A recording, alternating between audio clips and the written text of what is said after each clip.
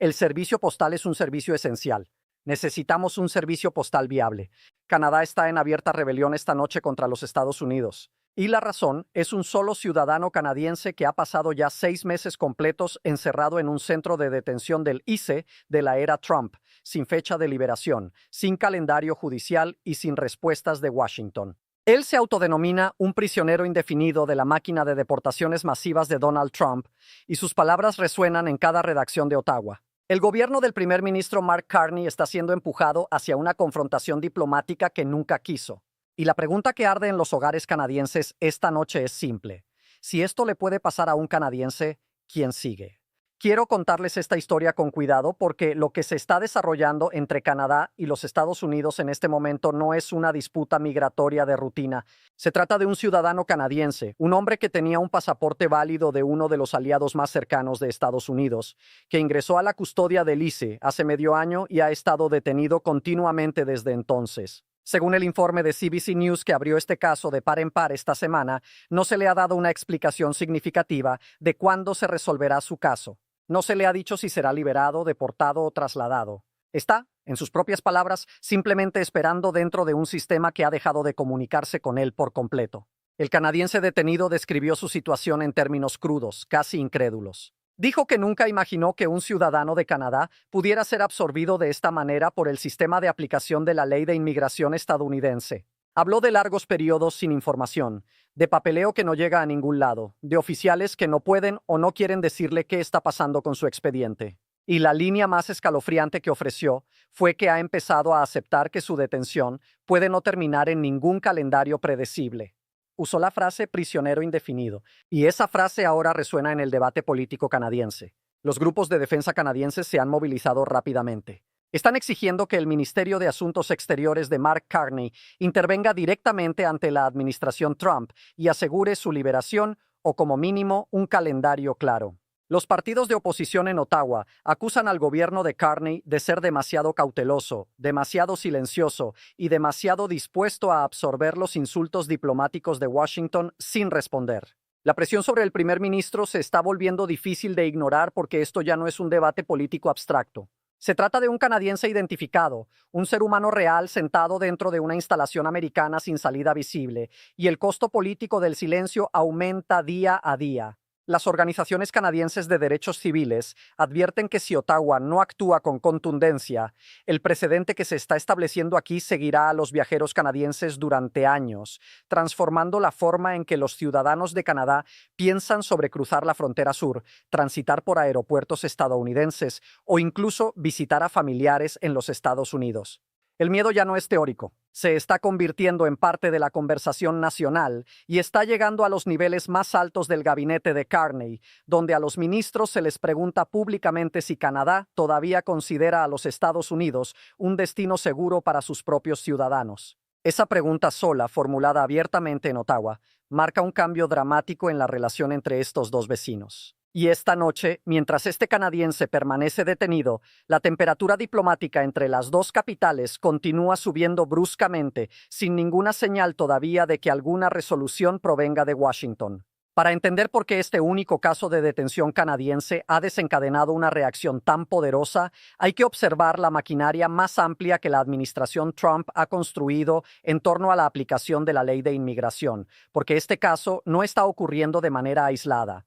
Está ocurriendo dentro de la operación de deportación más grande, más rápida y con mayor financiamiento de la historia americana moderna. Y los números que se anuncian esta semana son verdaderamente asombrosos. El zar de la frontera, Tom Homan, se presentó en el escenario de la Expo de Seguridad Fronteriza en Phoenix y confirmó que el ICE está ejecutando 1,200 arrestos cada día y la administración tiene la intención de aumentar ese número significativamente en los meses siguientes. Quiero darles una imagen clara de lo que Homan y el director interino del ICE, Todd Lyons, anunciaron esta semana, porque la escala de expansión es diferente a cualquier cosa que la agencia haya intentado antes. El plan contempla 10,000 agentes fronterizos adicionales, 11,000 nuevos oficiales de deportación, 3,500 agentes especiales y 2,500 abogados de tribunales de inmigración. Se trata de una expansión de la fuerza laboral de proporciones históricas. y está siendo financiada por una pieza legislativa que el propio Trump denominó el único proyecto de ley grande y hermoso, un paquete de $191 millones que fue aprobado el verano pasado y que ahora fluye directamente hacia las operaciones del ICE y de aduanas y protección fronteriza en todo el país. El objetivo declarado de la administración es 1 millón de deportaciones cada año, y Homan dejó claro en Phoenix que el aparato para alcanzar ese número se está ensamblando ahora mismo. Para una audiencia canadiense que observa cómo se desarrolla todo esto, las implicaciones son profundamente incómodas. Cuando un sistema de aplicación de la ley se escala tan agresivamente, cuando las cuotas diarias de arrestos son tan elevadas, cuando la presión política para producir números es tan intensa, se cometen errores. Personas que no deberían estar en el sistema quedan atrapadas en él. Los casos se estancan, los expedientes desaparecen en el limbo administrativo y los extranjeros, incluidos los ciudadanos de países aliados como Canadá, pueden encontrarse atrapados dentro de un proceso de detención diseñado para el volumen, no para la precisión.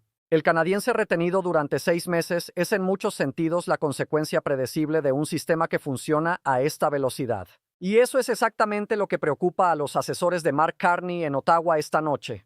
También hay una crisis de financiamiento superpuesta a todo esto que hace la situación aún más inestable. Y es algo que quiero que entiendan claramente. El cierre parcial del Departamento de Seguridad Nacional, que duró 76 días, finalmente terminó la semana pasada. Pero el proyecto de ley de gastos que reabrió las operaciones centrales del DHS excluyó específicamente al ICE y a aduanas y protección fronteriza de la restauración del financiamiento. Esas dos agencias, precisamente las que tienen al ciudadano canadiense detenido y ejecutan los 1,200 arrestos diarios, todavía operan en una zona financiera gris. Los republicanos en Washington están impulsando legislación de reconciliación que podría entregar hasta $70,000 millones adicionales al ICE y a la CBP durante el resto del mandato de Trump.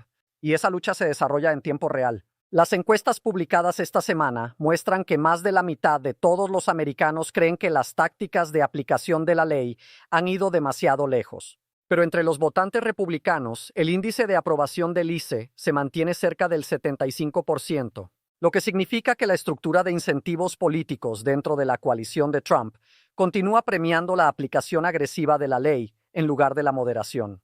Y esa realidad política es exactamente por qué los llamamientos diplomáticos de Ottawa, del Ministerio de Asuntos Exteriores de Carney y de los grupos de defensa canadienses están chocando contra un muro en Washington, porque la administración no ve ningún costo interno en mantener a un canadiense detenido indefinidamente. Y esa asimetría es lo que hace que este caso sea tan difícil de resolver a través de los canales diplomáticos normales. La historia que les cuento esta noche no puede separarse de una serie de otros incidentes que han empujado las relaciones entre Canadá y los Estados Unidos al periodo de mayor tensión en la memoria viva. Y quiero repasarlos cuidadosamente porque juntos forman un patrón que los funcionarios canadienses ahora llaman abiertamente alarmante. La detención de este ciudadano canadiense durante 6 meses no es un accidente aislado. Se sitúa junto a varios otros casos que han salido a la luz en las últimas semanas, cada uno de los cuales ha sacudido independientemente la confianza en cómo la administración Trump trata a los extranjeros, las voces disidentes e incluso a los activistas nacidos en Estados Unidos. Primero está la citación del Departamento de Seguridad Nacional que fue emitida contra críticos canadienses de Donald Trump. Este fue un acontecimiento que sorprendió a los observadores legales canadienses cuando se hizo público, porque sugería que el DHS intentaba recopilar información sobre ciudadanos canadienses que habían criticado públicamente al presidente americano. La citación planteó preguntas inmediatas sobre jurisdicción, sobre libertad de expresión y sobre si los canadienses ordinarios que expresan opiniones políticas sobre la política americana podrían ahora encontrarse en listas de vigilancia o enfrentar complicaciones al entrar a los Estados Unidos. Para un país que se enorgullece de proteger el discurso político, esto fue un serio golpe al sistema y no ha sido olvidado en Ottawa. Luego están los incidentes de Minnesota, que quiero mencionar con cuidado y respeto porque involucran la pérdida de vidas humanas. 2 activistas nacidos en Estados Unidos perdieron la vida durante encuentros con oficiales del ICE y de aduanas y protección fronteriza en Minnesota. Las investigaciones están en curso, pero los casos han generado una enorme preocupación pública en ambos lados de la frontera y han alimentado directamente la conversación canadiense sobre si los oficiales de aplicación de la ley americanos operan con supervisión, capacitación y rendición de cuentas adecuadas. Cuando los funcionarios canadienses evalúan si sus ciudadanos están seguros viajando a los Estados Unidos, estos incidentes ahora forman parte del cálculo. Y esa es una oración que habría sido impensable escribir sobre Canadá y los Estados Unidos incluso hace un año. Ahora, sumado a todo esto, el encarcelamiento durante 6 meses de un ciudadano canadiense, y pueden ver por qué los avisos de viaje canadienses están siendo revisados supuestamente para una revisión sustancial. Quiero ser preciso sobre esto porque importa. Los funcionarios de Asuntos Exteriores canadienses están examinando discretamente si la orientación estándar dada a los ciudadanos que viajan a los Estados Unidos necesita ser actualizada para reflejar el nuevo entorno de aplicación de la ley. ¿Deberían los canadienses ser advertidos sobre los riesgos de detención abierta? ¿Deberían ser aconsejados a llevar documentación adicional?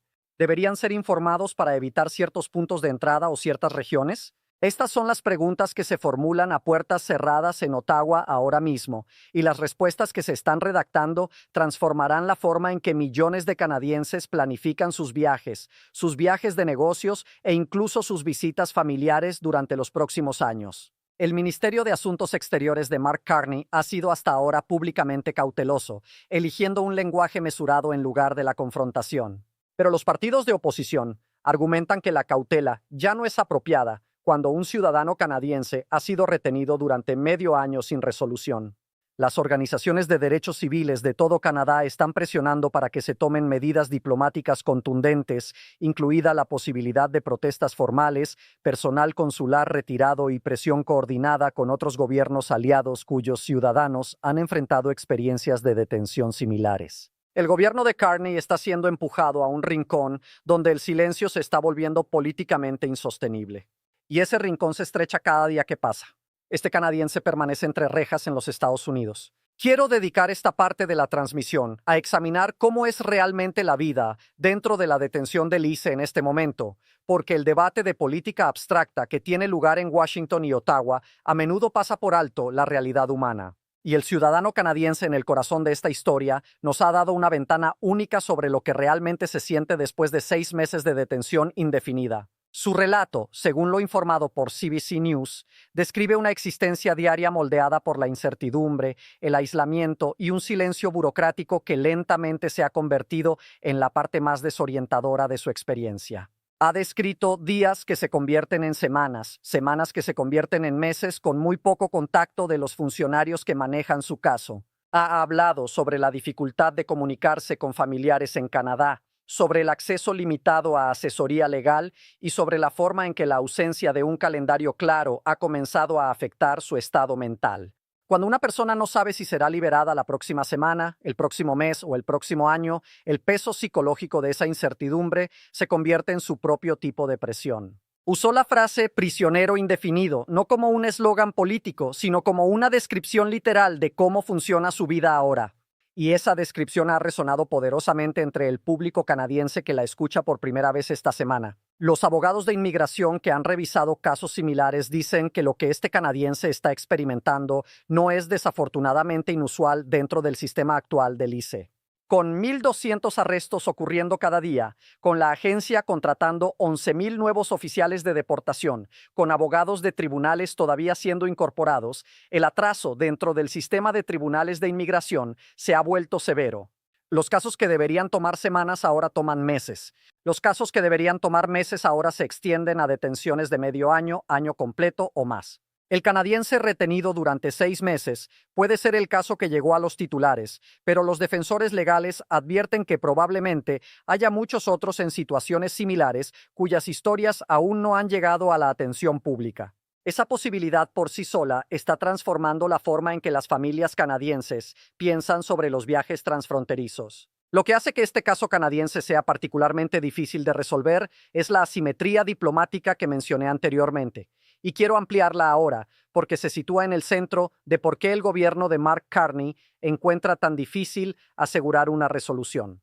Cuando Ottawa plantea sus preocupaciones a través de los canales diplomáticos normales, esas preocupaciones llegan a una administración Trump que es políticamente recompensada por proyectar dureza en la aplicación de la ley de inmigración. No existe ninguna circunscripción americana interna que presione a la Casa Blanca para liberar rápidamente a un ciudadano canadiense. No hay ningún incentivo electoral para que Donald Trump, el zar de la frontera Tom Homan o el director interino del ICE Todd Lyons muevan este caso al frente de la cola. Y así el caso permanece semana tras semana mientras se intercambian notas diplomáticas. Y mientras los grupos de defensa canadienses se frustran cada vez más con el ritmo del progreso, el Ministerio de Asuntos Exteriores de Carney está considerando ahora, según se informa, opciones de escalada, incluidas declaraciones coordinadas con otros gobiernos afectados, presión diplomática pública en lugar de canales puramente privados y posible participación de organismos internacionales de derechos humanos. Ninguna de estas opciones es fácil y todas conllevan riesgos para la relación más amplia entre Canadá y los Estados Unidos.